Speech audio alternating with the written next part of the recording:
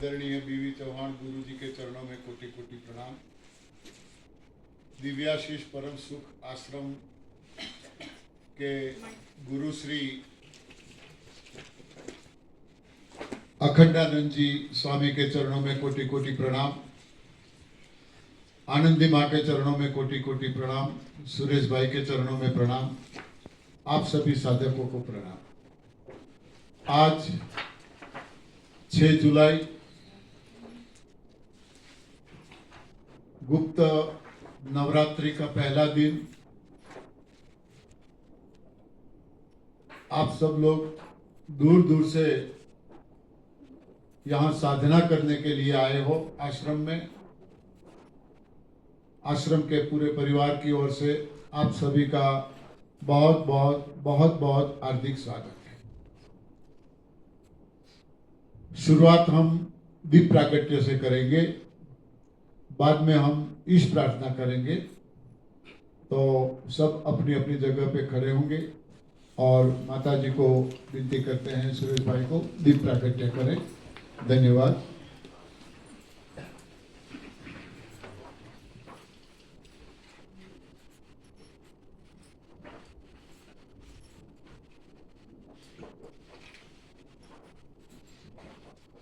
शुभम करोतु कल्याणम आरोग्यम धन संपद शत्रुबुद्धि विनाशाय दीप ज्योति नमोस्तुते।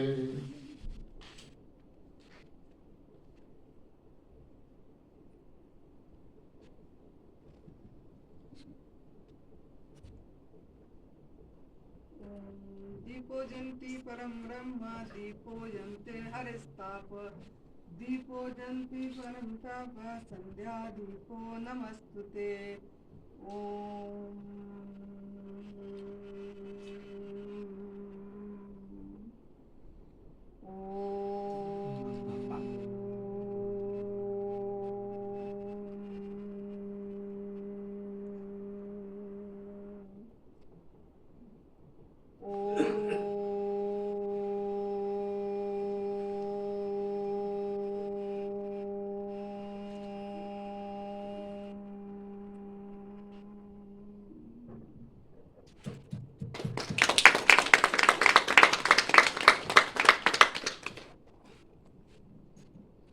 स्थान ग्रहण कीजिए।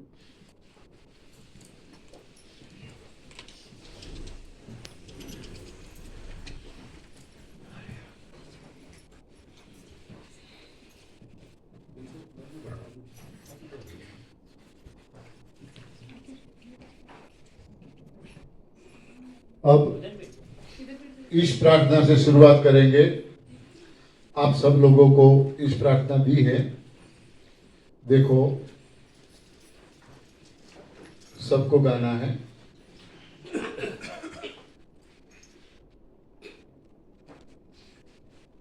ईश प्रार्थना।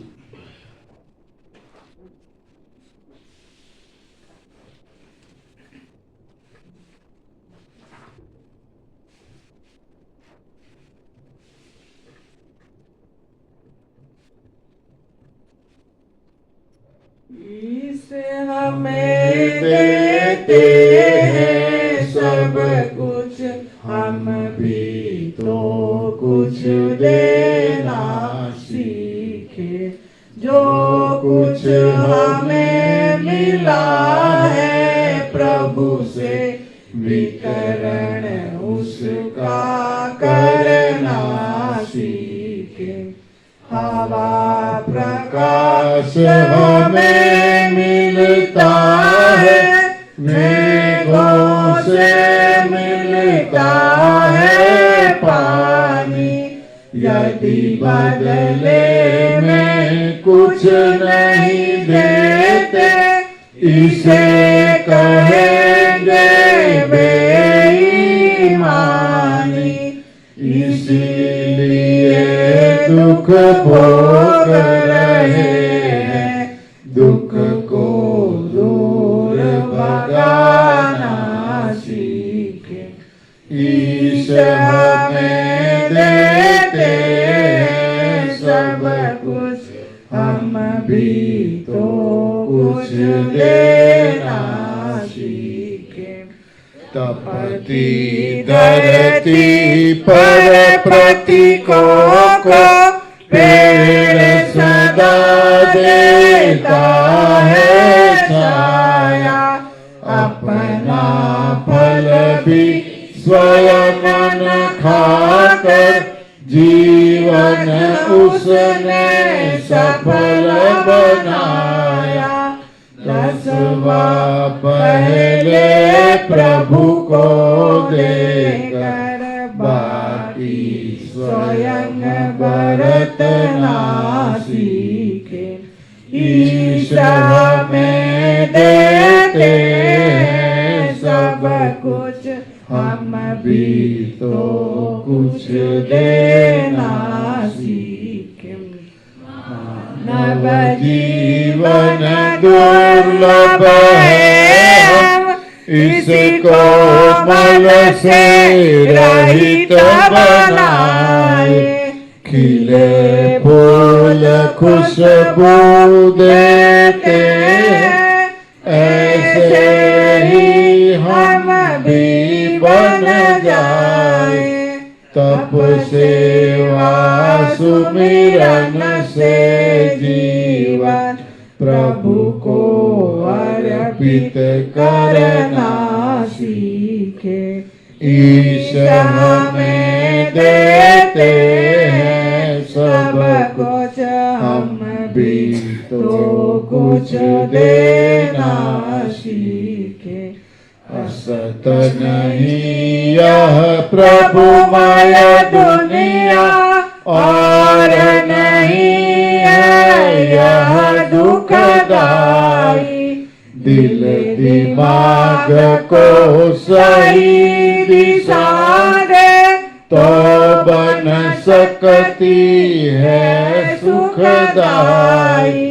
जन को प्रभु देते हैं सब कुछ, लेकिन जन तो बनना सीखे।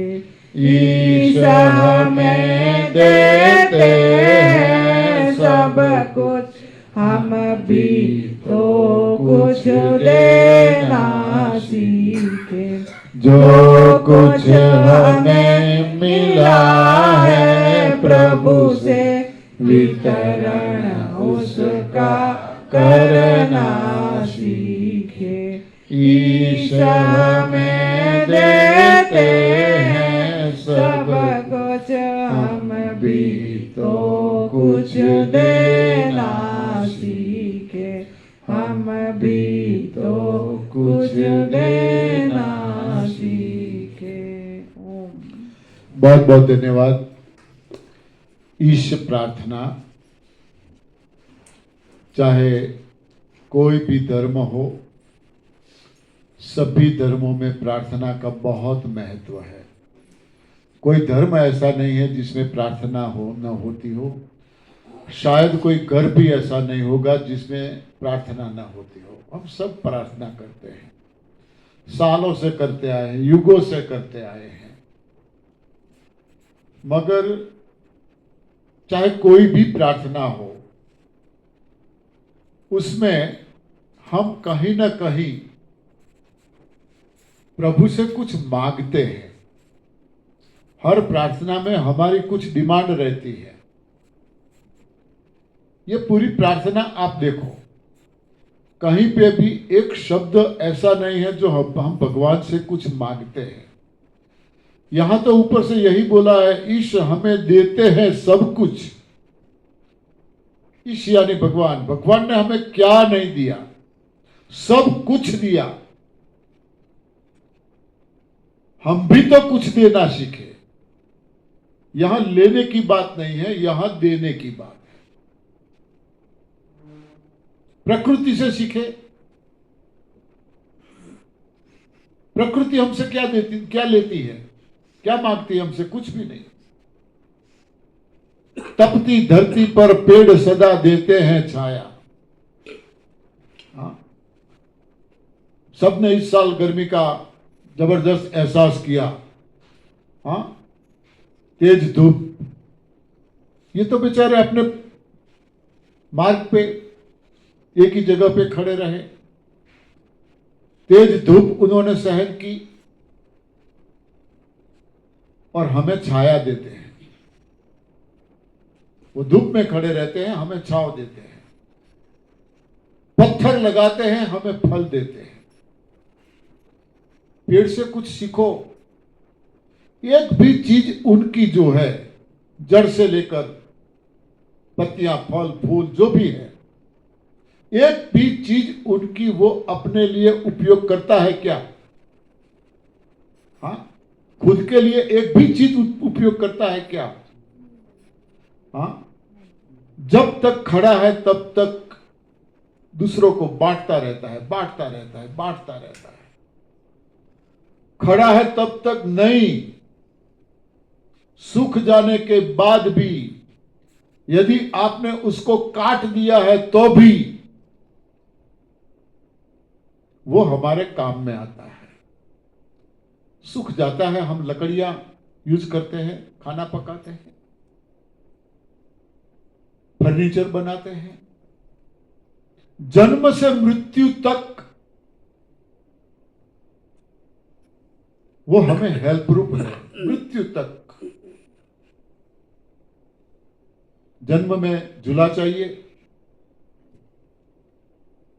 मृत्यु पे अग्नि संस्कार के लिए चाहिए लकड़ियां। जन्म से मृत्यु तक वो हमारे काम में आता है। एक भी चीज उनके लिए यूज नहीं करता। कितना परमार्थ है। संत सरोवर तरोवर चौथा बरसे में, परमार्थ के कारण चारों दरिया दे। ऐसे संत क्या लेना है आपसे? क्यों आप सब लोगों को बुलाया है? दे देकर क्या देंगे हम? कितना देंगे हम?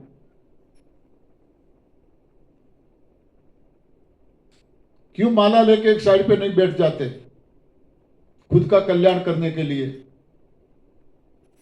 नॉन स्टॉप डे नाइट वो दूसरों के लिए भेख धारण किया है।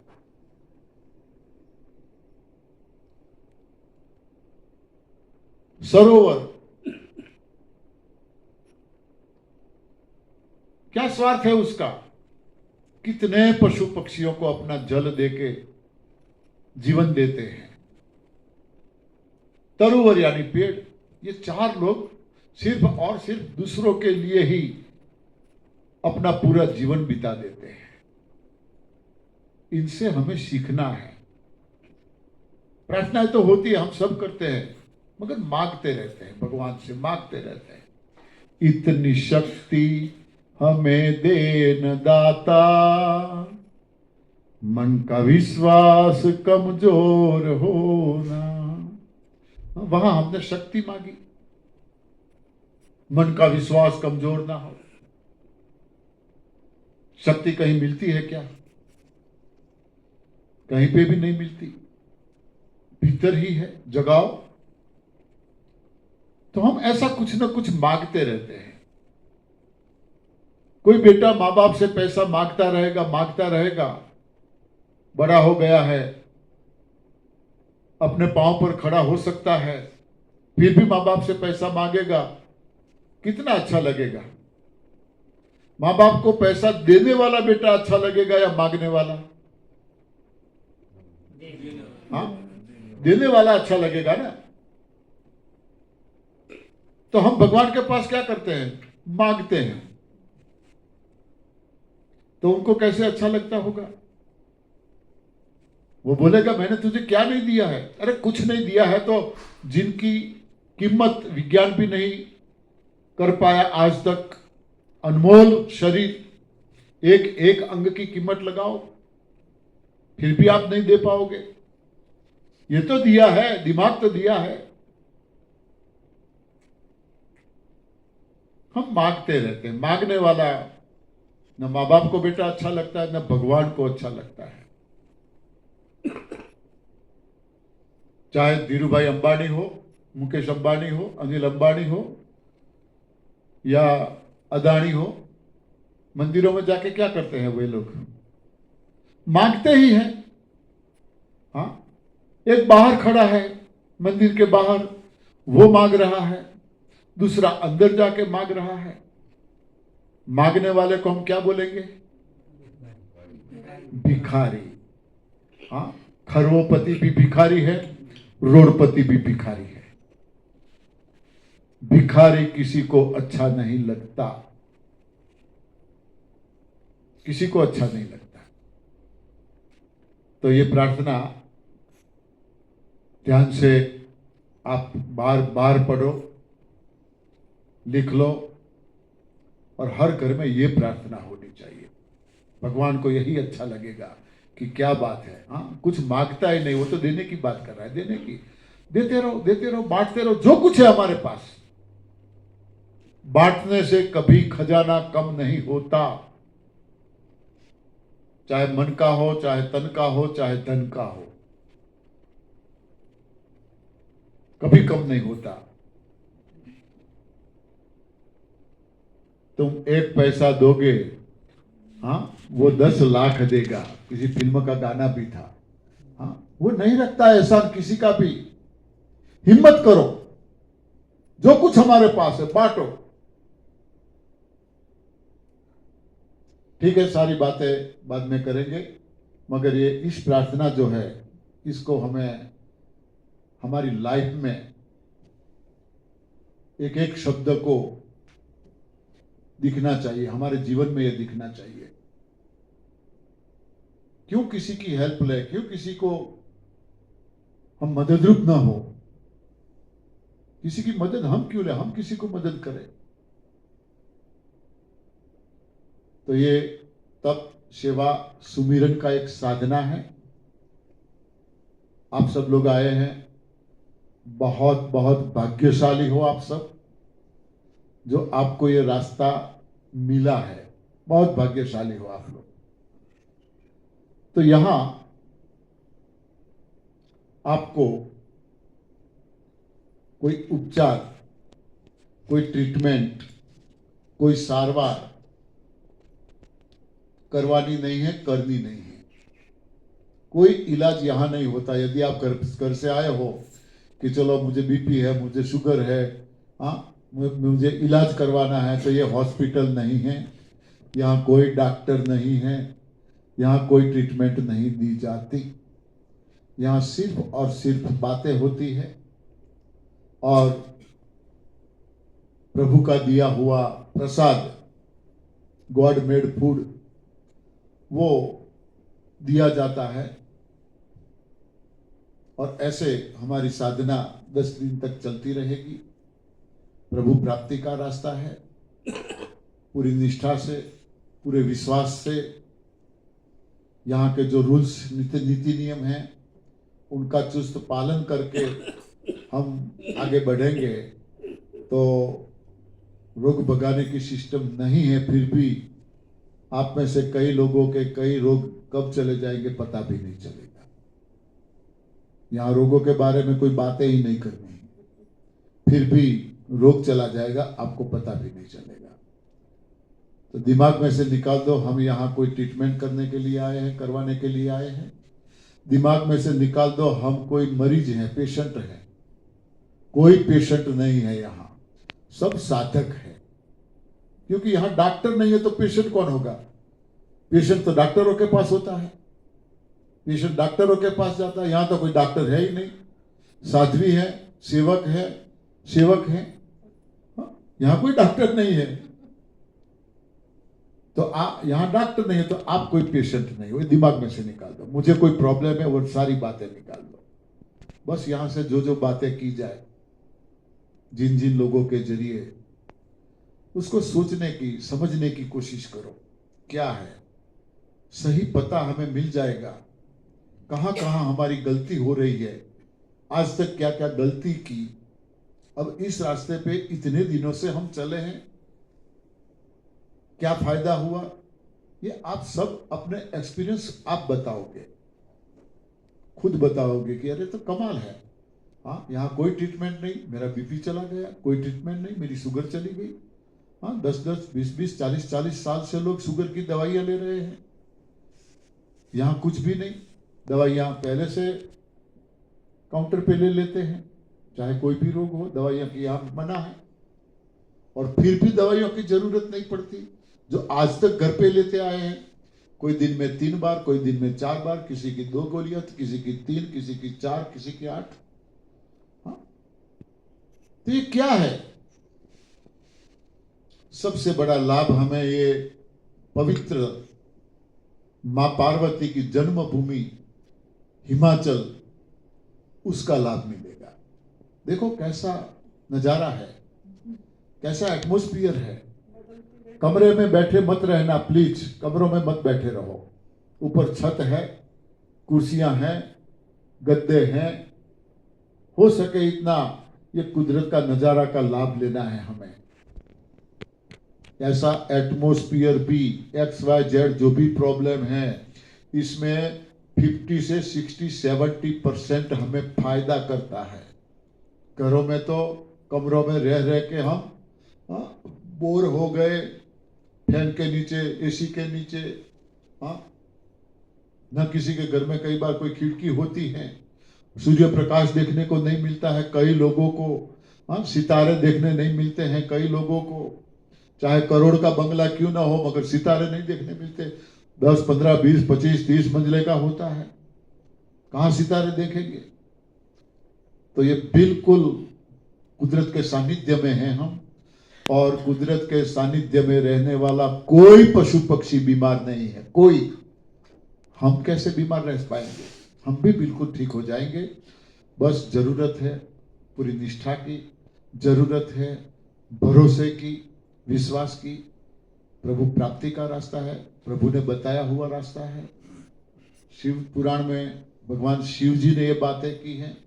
ये तो शिव जी का ससुराल है, उनकी गाथा हम गा रहे हैं यहाँ पे। यही हमें सुनना है। माँ पार्वती का हमें यहाँ प्रोत्साहन है। क्या चाहिए? ठीक है, तो कुछ 10 दिन हमें रहना है। कैसे रहेंगे, इन नियमों का हमें पालन करना है।